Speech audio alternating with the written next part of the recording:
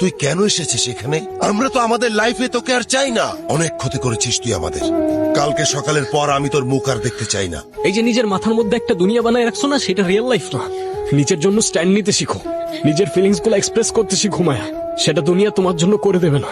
তুমি আমাকে বলতেছো তুমি জানো তোমার ইমোশন কেমনে এক্সপ্রেস করতে হয়? তাহলে কেন আমার জন্য ইমোশন থাকা সত্ত্বেও তুমি ছায়ার জন্য পড়ে আছো? কেন তুমি ওকে বিয়ে করতেছো? ওকে কেন বলে দিতেছো না যে তুমি ওকে লাভ করো না? রায়ন, আমি তোমাকে ভালোবাসি। তুমি প্লিজ ছায়াকে বলে দাও যে তুমি ওকে বিয়ে করতে পারবে না। আমি চাইলেই সেটা করতে পারি না। আমি চাইলেই একটা সম্পর্ক থেকে বের হয়ে আসতে পারি না। কালকে চলে যাচ্ছি, তারপর তোমাদের সবার প্রবলেম সলভ হয়ে যাবে। তুমি যেই রাস্তায় চলছো সেটা তোমার আসল পথ না। চাইলেই কি পথ বদলে নেওয়া যায়? জীবনে কোনো কিছু পেতে হলে কঠিন কাজটা করতে হয়, পথ বদলাতে হয়। আমাকে দেখো, আমি একটা মেয়েকে ভালোবাসতাম, কিন্তু তাকে সাহস করে বলতে পারিনি, ভয় পেয়েছি। পরে জানতে পারি বড় দেরি হয়ে গিয়েছে। আর কোনো ভালোবাসার মানুষকে পেলাম না, আর কাউকে ভালোবাসতে পারলাম না। জোর করে কাউকে বিয়ে করতাম, তাহলে জোর করে বিয়ে করা মেয়েটার জীবনটা নষ্ট করা হতো। তুমি যদি সত্যি সত্যি কাউকে ভালোবাসো, তোমার ভালোবাসার কথাটা বলে দাও, দেরি করো না। আমারই ভুল হয়েছে তোমার মতো একটা ইরেসপন্সিবল ছেলেকে এত কিছু বলতে যাওয়া।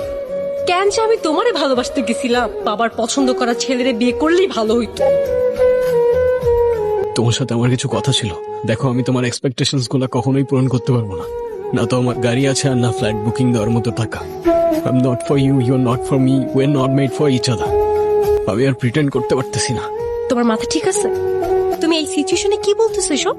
দেখো, এই ভালো থাকার অভিনয়গুলো আমি আর করতে পারতেছি না। আর বিয়ের পরে ব্রেকআপ না ডিভোর্স হয়। আমাদের এই বিয়েটা করা উচিত হবে না।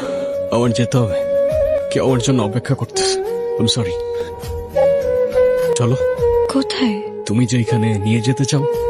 আমাকে সহ্য করতে পারবে তো? পালিয়ে যাবে না তো আমার থেকে? কখনো না। সারা জীবন আমার পাশে থাকবে। এখন আমাদের কি করা উচিত? আমরা ঘুড়ি উড়াতে পারি, অথবা মাছ ধরতে পারি।